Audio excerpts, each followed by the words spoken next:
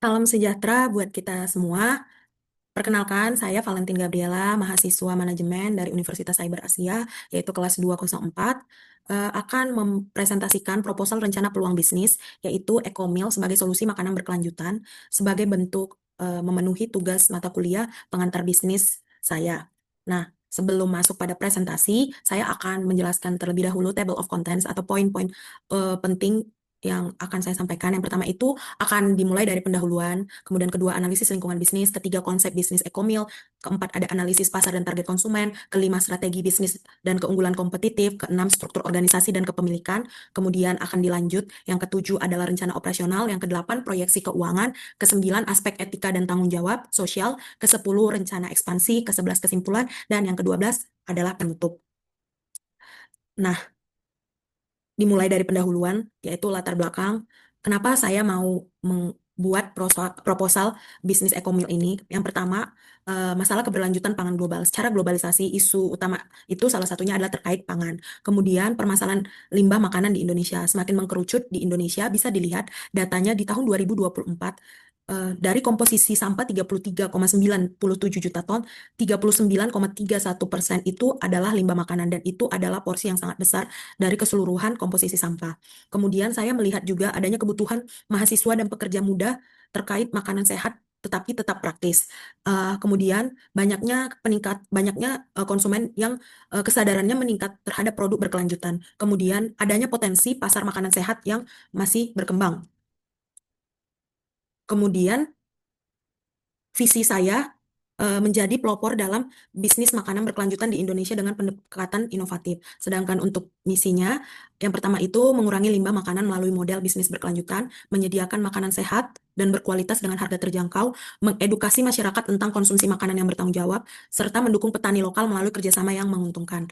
Nah, kemudian analisis lingkungan bisnis, yaitu ada dari segi politik, ekonomi, sosial, teknologi, lingkungan, dan secara legal. Nah, yang pertama itu secara politik, tentu saja terhadap ekonomi hijau, pemerintah ini juga memberikan dukungan, terlihat pada Undang-Undang Nomor 32 Tahun 2009. Kemudian adanya insentif pajak yang diberikan untuk bisnis ramah lingkungan tertera pada Peraturan Pemerintah Nomor 45 Tahun 2019. Nah, kemudian dari segi ekonomi, pertumbuhan ekonomi Indonesia itu di tahun 2024 adalah 5,03%, di mana pasar makanan sehat itu tumbuh 8,7% per tahun. Dan juga kita masih dalam masa pemulihan ekonomi pasca pandemi. Yang ketiga ada dari segi sosial, yaitu peningkatan kesadaran gaya hidup sehat, adanya preferensi konsumen ke produk berkelanjutan, sama dimulainya atau adanya tren urban farming dan farm to table. Dari segi teknologi, tentu saja perkembangan teknologi pengolahan makanan, kemudian platform digital untuk distribusi makanan, dan IoT untuk pengawasan rantai pasok. Dari segi lingkungan, tentu saja permasalahan limbah makanan, adanya perubahan iklim pada ketahanan pangan, dilanjut dengan kelangkaan sumber daya. Nah, secara legal yaitu terkait regulasi keamanan pangan, yaitu BPOM, sertifikasi halal, LPPOM, MUI, serta regulasi bisnis berkelanjutan. Nah, konsep dari bisnis Ekomil ini adalah yang pertama, deskripsi bisnisnya. Ekomil ini adalah usaha yang menyediakan meal kit dan makanan ready to eat berkelanjutan dengan memanfaatkan bahan-bahan berkualitas yang biasanya terbuang dari rantai pasok pangan. Artinya di sini ada eh, makanan yang dianggap sisa, tetapi sebenarnya itu masih layak diolah sehingga kita bisa menyebutnya sebagai rescue ingredients. Kemudian, secara model bisnis nanti akan menganut ekonomi sirkular, yaitu memanfaatkan kelebihan produksi dari petani dan distributor, kemudian langsung ke konsumen, artinya ada pengiriman melalui sistem berlangganan, kerjasama institusi, yaitu kemitraan dengan kampus, kos-kosan, dan kantor. Yang ketiga, inovasi produk, itu nanti ada meal kit dengan resep mudah diikuti siapapun.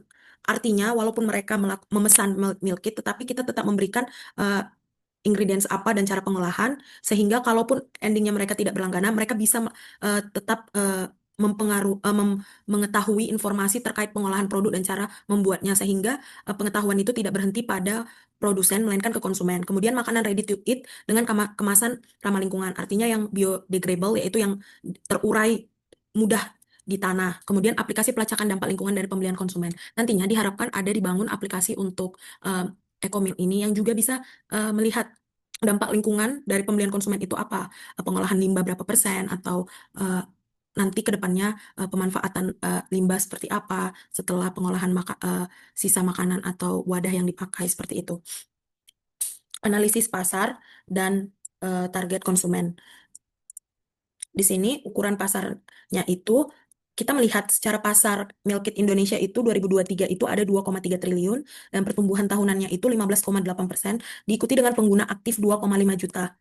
Nah, untuk segmentasi pasar secara demografis itu dilihat dari mahasiswa dan pekerja sekitar umur 18 sampai 40 tahun, juga keluarga muda. Kemudian secara geografis diutamakan masih pada kota-kota besar seperti Jakarta, Medan, Surabaya, Bandung, Jogja yang juga banyak pekerja dan mahasiswa. Kemudian secara psikografis yang ingin dimanfaatkan adalah orang-orang yang sadar lingkungan, health conscious, sibuk tetapi tetap peduli pada kualitas makanan. Nah, untuk persona konsumen utama tadi itu secara mahasiswa dan pekerja kita melihat dari mereka yang sibuk, tetapi anggaran terbatas dan tetap peduli pada kesehatan serta keberlanjutan. Kemudian, atau orang-orang yang ingin solusi makanan praktis tapi tetap sehat.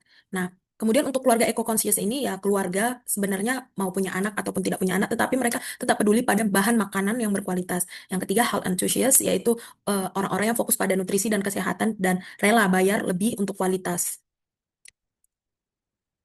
Nah, di sini saya akan membandingkan antara Ecomil nantinya dengan kompetitor yang ada. Saya memilih tiga, ada Java, Healthy Box, Kitchen Fit. Nah, Java ini secara kekuatan, jangkauannya luas, tetapi kelemahannya bahannya belum non-organik. Sehingga diferensiasi dari Ecomil ini tentu saja bahan dari Ecomil nantinya akan rescued dan organik. Untuk Healthy Box, kekuatannya fokus nutrisi. Benar-benar untuk orang-orang olahragawan dan lain-lain yang diet, itu mereka memang memberikan nutrisi-nutrisi terbaik. Tetapi kelemahannya ini kemasannya masih plastik, sementara Ecomil tadi ingin menciptakan kemasan biodegradable. Kemudian untuk Kitchen Fit harganya memang bersaing, nantinya mungkin akan sama, tetapi kelemahannya belum berkelanjutan. Jadi Ecomil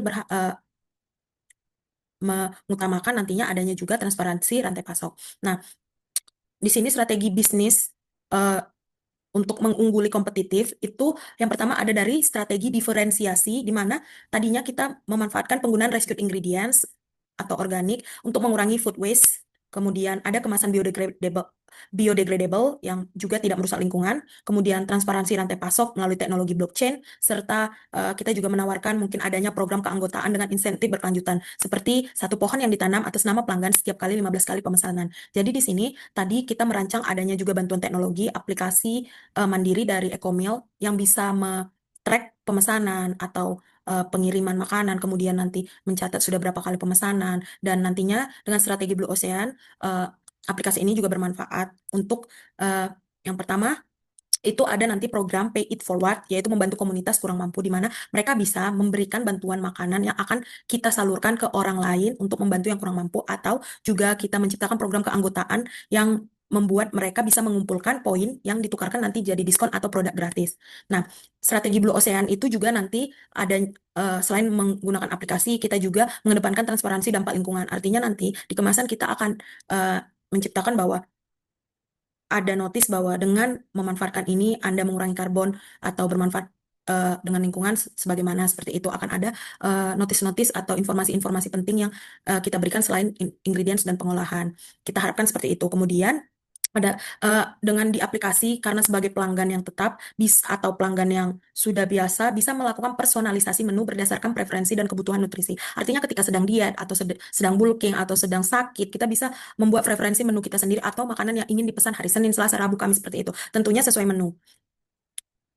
Nah, struktur organisasi dan kepemilikan. Untuk struktur organisasi, bentuk kepemilikannya itu ya awal sih pasti saya memulai dengan usaha perseorangan. Tetapi ada rencana transformasi ke PT dalam 2 tahun pertama apabila memang profitnya bisa mengembangkan usaha. Kemudian secara struktur organisasi untuk di awal itu hanya membutuhkan pemilik dan manajer, staf operasional 2 orang, staf pemasaran 1 orang, staf produksi 3 orang, dan kurir pengantaran 2 orang, karena masih bersifat mungkin toko kecil, bukan, dan itu masih satu, bukan banyak. Kemudian kompetensi utama tentu saja dibutuhkan orang-orang atau yang berkompeten pada pengetahuan manajemen bisnis berkelanjutan, karena utamanya di sini adalah produk pangan dengan bisnis berkelanjutan. Nah, karena produknya pangan, tentu saja keahlian yang dibutuhkan selanjutnya adalah pengolahan makanan dan pengendalian kualitas. Artinya kita bukan sekedar omongan, tapi kita tetap ada quality control. Dan terakhir, kemampuan pemasaran digital dan manajemen media sosial. Dan pengembangan teknologi sekarang untuk biaya yang murah tetapi dapat memberikan dampak yang besar secara global adalah melalui pemanfaatan teknologi dan media sosial, sehingga semakin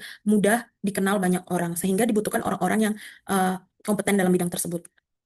Untuk rencana operasional, di sini secara rantai pasok tentu saja membangun kemitraan dengan petani lokal, kemudian memiliki dapur produksi sendiri, artinya kita bukan sebagai distributor, orang yang memproduksi, kita tinggal menjual, tetapi kita mengharapkan dari kita semua, mulai dari awal pengolahan, distribusi, sampai ke tahap, sampai ke konsumen. Eh, kita berharap melalui aplikasi itu bisa langsung ke konsumen dari aplikasi kita. Tetapi kita juga membuka peluang untuk mungkin bermitra dengan seperti online, yaitu Grab, Gojek, dan lain-lain. Dan juga menggunakan sistem pengantaran efisien. Artinya bisa dipesan melalui HP, kemudian diantar, bukan dine-in di tempat. Kemudian teknologi pendukung didukung oleh platform pemesanan online sederhana dan sistem manajemen inventaris untuk meminimalkan limbah. Nah, bukan hanya untuk konsumen, di dalam kita akan membangun sistem manajemen inventaris untuk semakin meminimalisirkan limbah, karena kita mengedepankan pada pengolahan limbah, sehingga meminimalisir limbah, bukan menambah limbah. Nah, secara rencana operasional, yang pertama itu eh, dalam hal produksi kita pengadaan bahan dari mitra petani dan distributor. Artinya memang kita memfokuskan petani-petani lokal, tetapi kita tidak menutup kemungkinan dari distributor. Tentu saja tetap dilakukan quality. Yang kedua itu quality control dan sorting. Artinya bukan sembarang kita terima, tetapi tetap kita lakukan quality control dan sorting. Yang ketiga, prep dan portioning sesuai resep. Jadi seperti tadi, bukan asal-asalan banyak, tetapi kita memperhatikan kandungan nutrisi juga, preferensi orang yang memesan, apakah dia akan diet, bulking, atau untuk menjaga kesehatan, dan lain sebagainya. Keempat, packaging dengan material ramah lingkungan, artinya yang mudah didaur ulang. Kemudian, yang kelima, pengantaran ke konsumen. Proyeksi keuangan. Nah, di dalam proyeksi keuangan ini, investasi awal secara kasar dihitung itu total kebutuhan 150 juta, di mana meliputi sewa dapur dan peralatan sebanyak 60 juta, peralatan dan teknologi 40 juta, pemasaran dan branding 25 juta, modal kerja awal 25 juta. Dari mana sumber pendanaan tersebut? Mungkin akan didanai secara pribadi dan juga pinjaman. Bisa dari bank, UMKM, dan lain-lain. Nah, kemudian, secara proyeksi 3 tahun ke depan diharapkan, itu tahun pertama pendapatannya itu 250 juta, memang profit margin akan berada minus 5%, dan break even tidak tercapai. Tetapi diharapkan di tahun kedua meningkat pendapatan lebih dari 50%, yaitu 650 juta, sehingga tercapai profit margin 8% dan break even tercapai. Di tahun ketiga diharapkan semakin meningkat, yaitu 1,2 miliar, profit margin yaitu 15%.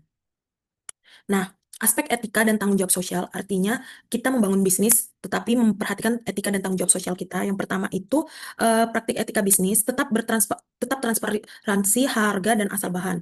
Artinya ya kita akan mengupdate di aplikasi atau website atau sosial media eh, dari mana sih asal bahan ini, sembarang tidak dari perkebunan mana, pertanian mana, seperti itu. Artinya sekaligus menyampaikan bahwa quality control kita seperti ini loh gitu. Kemudian fair trade dengan petani lokal. Artinya walaupun kita memanfaatkan petani lokal, kita tetap bersikap adil terhadap harga, sehingga kita tidak menekan serendah-rendahnya, untuk sehingga sama-sama untung baik petani maupun bisnis yang sedang dijalankan. Kemudian standar keamanan pangan terjamin. Artinya kita melakukan quality control yang terprogram. Kemudian program CSR yaitu Eco Meal for School. Jadi kita berusaha akan tetap memberikan edukasi keberlanjutan pangan di sekolah. Artinya ilmu itu tidak hanya berhenti pada bisnis yang sedang dijalankan, tetapi berimpact juga dengan cara kita memberikan edukasi ke sekolah-sekolah. Kemudian one for one meal program, donasi makanan untuk yang membutuhkan. Artinya tidak semuanya profit diambil sebagai eh, keuntungan bisnis, tapi tetap ada donasi kepada orang-orang yang membutuhkan, terutama adanya program Pay It Forward yang tadi disebutkan sebagai bentuk strategi Blue Ocean.